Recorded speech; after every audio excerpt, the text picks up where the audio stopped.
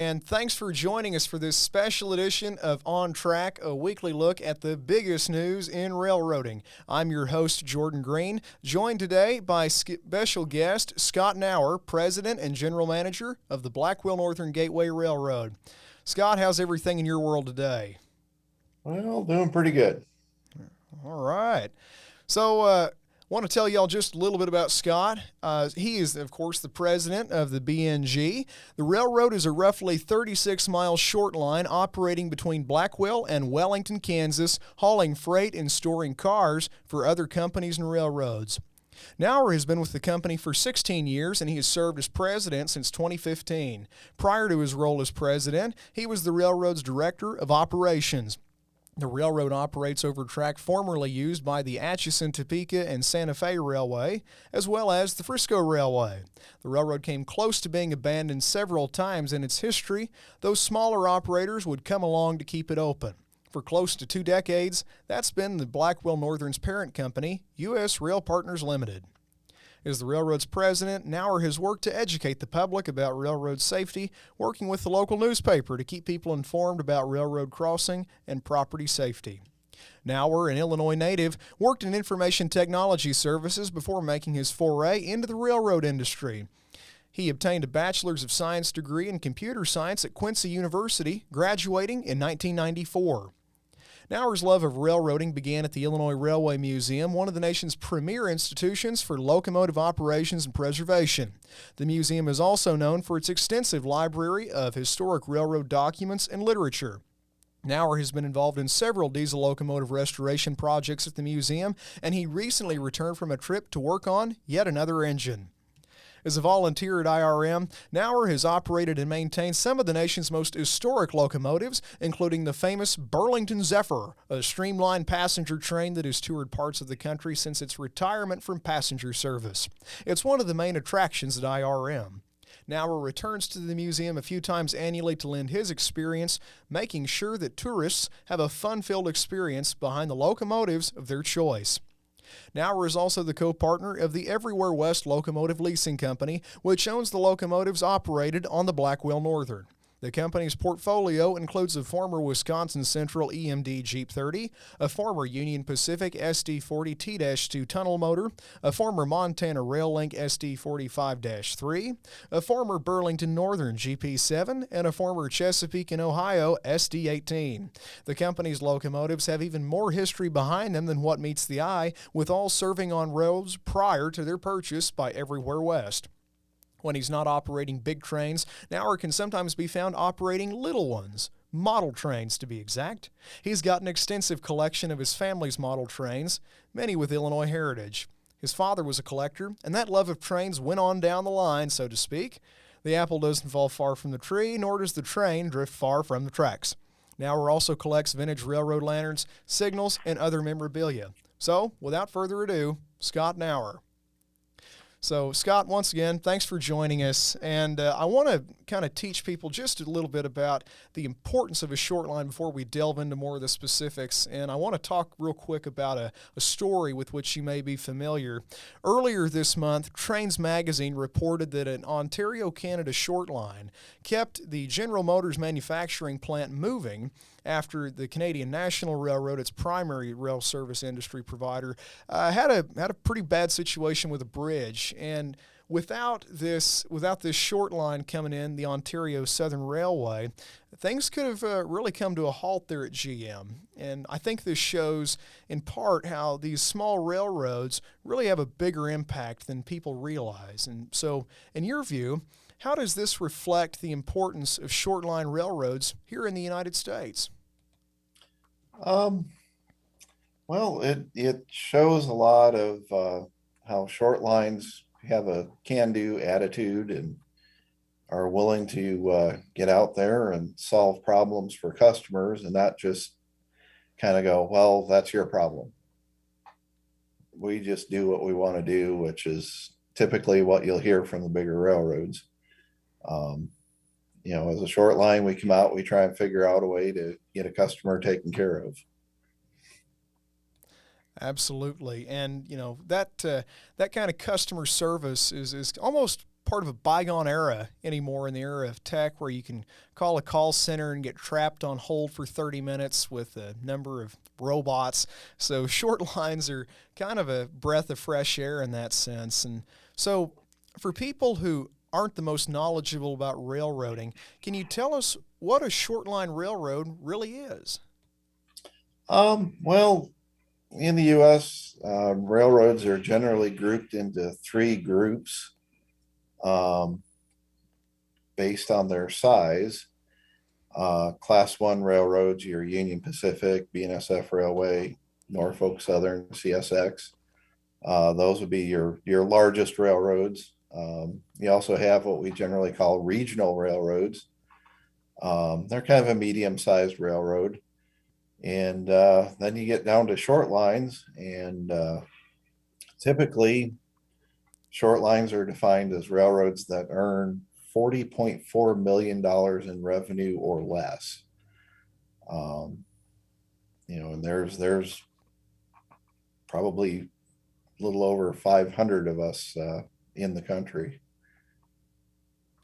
Well, and that is interesting. I saw a statistic a while back, and I don't have the exact figure with me, but to my knowledge, I think that the track mileage number of combined of regional and short line railroads actually exceeds some of the largest class ones in America. So these short lines really sprawl out in a lot of places that people might not think they are. So. Uh, so, though you've been a volunteer at IRM for several years, you weren't always planning to pursue a career in this industry. So, how did you get started in short line railroading? Um, well, at the Illinois Railway Museum, it's made up of volunteers from all walks of life, and that includes railroaders. Um, at the time, U.S. Rail Partners was forming. Um, Two of the partners were railroaders, and there was a third partner who's a businessman, and the three of them knew me from there. And as things were moving along, asked if I wanted to join up the merry band, as it were, and go railroading. So turned a hobby into a career for the time being. It is. It's kind of funny how we seem to fall into the right place sometimes and do something that's totally kind of out of our chosen path. Tell us about where were you at before you got into railroading with that computer science degree? Before that, I was working in data centers, doing network engineering and security work. Um, Companies like Encyclopedia Britannica, and worked for a couple of different large data center providers. So, does any of that experience is there any connection to how you use that in railroading today? I know that the BNG, of course, has a website. Well, actually, I am responsible pretty much for the IT stuff in the company with my background. So, yeah, I spend time working on keeping the phone system running, keeping email flowing, and making sure the website's out there and accessible to for people who need to look our company up. All right. So there's still some that degree you could tell folks, well, that degree still comes in handy. So Oh, it does. now, what is the president of this railroad, and the IT guy as well? What does an average day, if there is one, look like for you? Um, I don't know that there's an average day. I mean, a lot of the regular things I do, check and make sure systems are up and running as they should be, make sure there's nothing failing in that respect. But at the same time, calling our customers, seeing what they need, or if our schedule is going to mesh with what they need. Um, and sorting out who's doing what today and tomorrow and making the plan for the next few days. So that's a lot of basic stuff that happens every day. Beyond that, some days could be out helping with a signal inspection, helping switch cars, run a locomotive to do some switching, um, go out and help with some track work, putting ties in and that type of stuff. Absolutely. So it's certainly the kind of place to be if you're a generalist who likes having some change. But Yes. so, we touched on how customer service is really an emphasis on short line railroads, but it's important for people to understand that short lines are in effect kind of a customer to the larger railroads as well, because as you know, of course, customers can order a car, of sand or plastic or wherever. It can come from anywhere in the U.S. Class ones are probably going to carry it down to Wellington, Kansas, specifically BNSF Railway, where we then take it. But that sometimes kind of leaves short lines and their customers waiting. So how do you work with larger railroads to ensure that customers get their cars in as timely a manner as possible?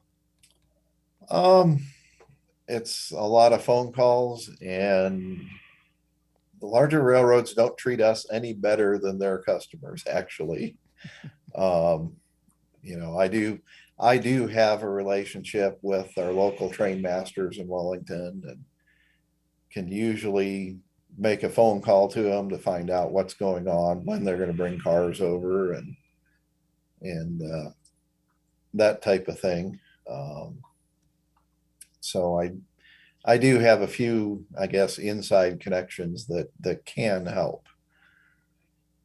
Sure. Well, and that kind of networking is always beneficial. And to that end, what's it like being an employee to Shortline, specifically how people work together? It's kind of a small bunch. What's the atmosphere like? Well, I mean, it's a small family. Railroading's always been a family affair, even on larger railroads. But on smaller railroads today, it definitely is. Everybody knows everybody. Everybody knows what's going on, and typically, if somebody needs a hand, people will jump in and help them, whether it's something at home or something here at work. Absolutely. And it is cool to have a kind of a family away from your blood family. So, Yep. and diesel engine oil, oil and diesel itself, and then of course creosote from ties. That's thicker than blood.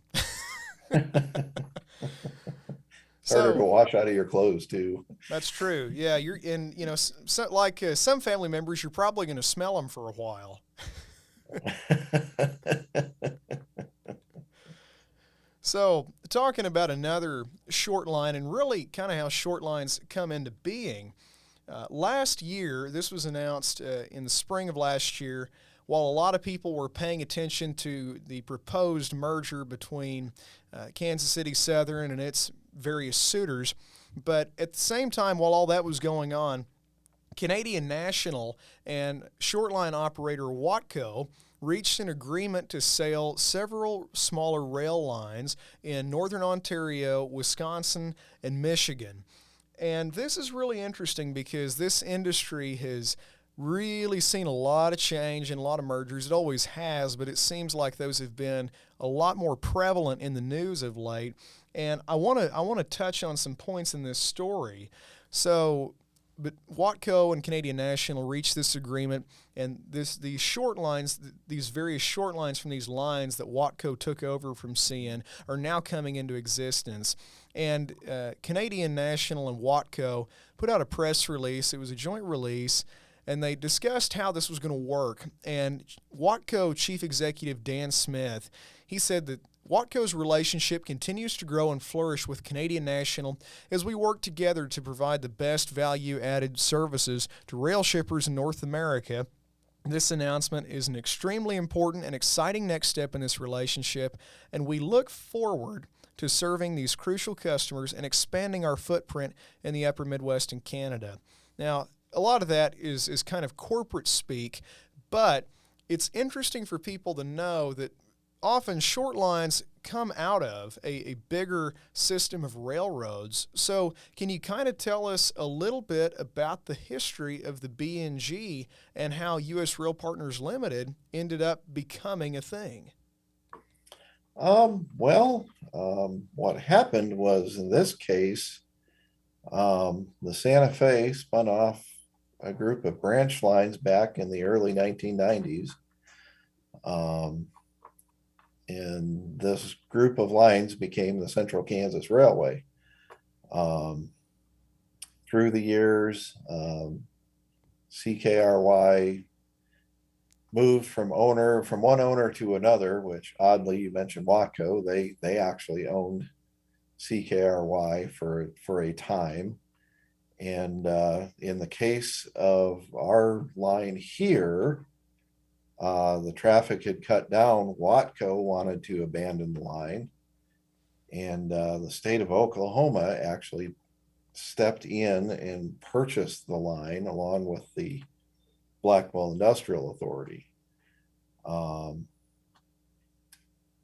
Once that was done, Watco continued to operate the line for a few more years, and they gave up on it. And there's actually a gentleman that lived in the area here that decided to try it on his own, and he actually operated the line for, I believe it was about a year and a half to 2 years. Um, he ran into a bunch of problems, and the line was actually sitting vacant for about 18 months before we discovered it. Um, One of our partners, who's also in the locomotive business, was actually looking to purchase a locomotive that was used on this line prior to its shutdown. And when he looked at the locomotive, he started asking questions about the railroad, and it kind of went from there. Talked to the state and the Blackwell Industrial Authority, and looked at it and decided we would try to get something going on here. So, So this is kind of I sense kind of an American dream, American spirit kind of thing. And is it is it possible for people anymore? You know, of course, U.S. Rail Partners took over the line several. You know, it's been several years now, and kind of the economy and the business environment here has changed. Is it still possible, in your estimation, for people who want to have their own railroad to come up with a short line in these days and ages? um, it's possible. It's more difficult today than it was 15 years ago, and but it is possible. There's a lot you have to know, and quite honestly, you got to start with a fair amount of money these days to get started. Well, and to that end, like you said, you know, with any railroad, there's a lot of moving parts, figuratively, literally, and metaphorically. What was your biggest challenge, or maybe your biggest learning lesson in getting the BNG started? Uh, hmm, Biggest challenge in getting started. Um, whew, it's at this point, it's probably getting all of your safety and training stuff lined up, as well as getting your connection to the rest of the rail network set up. It looks easy. Railroads just pass cars between each other. It's real easy. You know, everything goes fast, but on the back end, on the business side, is actually very complicated what happens. Well, there's always some kind of a hidden figure. So, Yeah. uh, and to that end, you know, just how important are short lines to their local economies? In most cases, very important.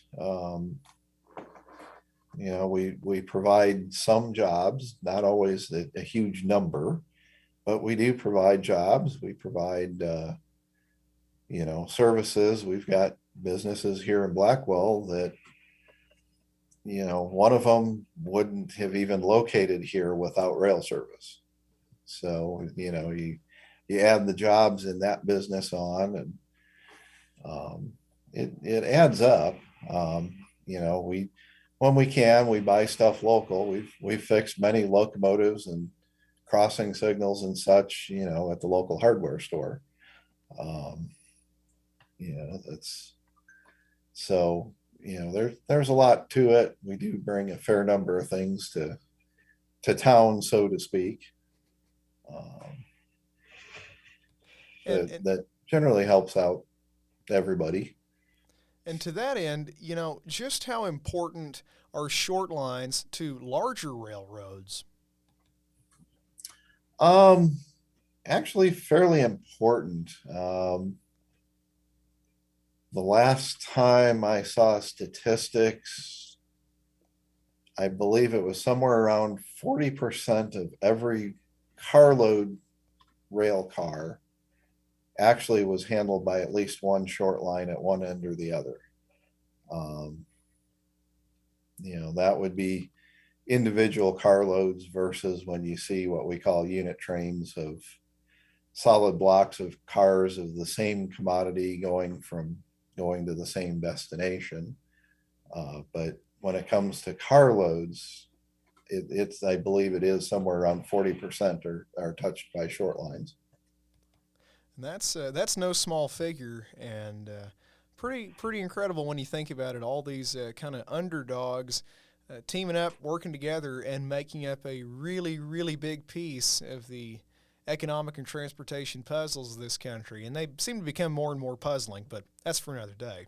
So, uh, what is one thing aside from maybe all of this, and maybe just, the recognition of how significant they are, what's something that the general American public really doesn't understand or know about short lines, in your opinion? Um, Oof.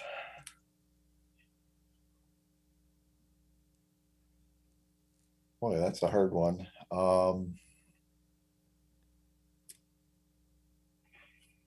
Well, I mean, a lot of people curse the trains when they're blocking the streets at railroad crossings, and we're out here trying to do a job. I mean, we do this in Blackwell, and when we've got to switch out cars that are buried in a track somewhere, we end up blocking roads, and we're trying to get done as quickly as possible to get out of your way, so you can keep your day going. But we're doing this trying to get work done and get customers taken care of. Well, it sounds like it is short line that is certainly the main goal and is not only met but also exceeded. So, as we kind of wrap it up here, what else do you think that people should know about short lines, how they operate, and the people who make up these operations? Um, well, honestly, one of the things I run into is quite frequently is that it's assumed that we're a railroad. We have buckets of money so we can fix crossings, at a moment's notice, or um, take care of some problem very quickly. And while there are some short lines that are equipped to do that, there's others. We fall in the category of others, that have limited resources, and we want the crossings fixed so we don't get all the phone calls complaining about them. But um, it may take some time to get some of the more public facing things fixed, um, than people might might want. But,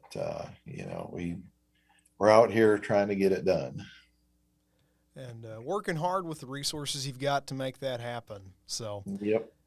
well, Scott, thanks a lot. Really appreciate you coming on the show today. And viewers, thanks for tuning in. Remember to follow NWTV7 on YouTube and on Twitch for more of your latest favorite news from Northwestern Oklahoma State University broadcast students. Until next time, thanks for tuning in to this episode of On Track. Let's keep on the rails.